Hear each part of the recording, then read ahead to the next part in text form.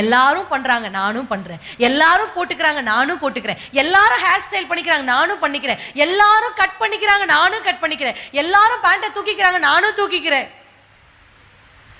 அக்கா அதான்க்கா ட்ரெண்டு, அக்கா அதான்க்கா ஃபேஷன், அக்கா அப்படிதான்க்கா இருக்கணும் அப்படி சொல்றாங்க பசங்க. இந்த ஜென்ரேஷன் அப்படிதான்க்கா. நாங்கெல்லாம் இதுல இப்படி ஒரு ஜே ஜென்ரேஷன், நாங்க ஜே ஜென்ரேஷன், நாங்க வேற மாதிரி,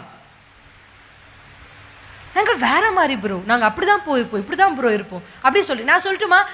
அப்ப என்ன வித்தியாசம்? ஆமென். உங்க கிளாஸ்ல எல்லாரும் ஒரே மாதிரி தலை வச்சிருக்க கட் பண்ணியிருக்காங்க, நீங்க மட்டும் ஜென்டிலா இருந்து பாருங்க. ஹல்லேலூயா. கர்த்தருடைய கண்கள் உங்கள் மேல் பதியும்.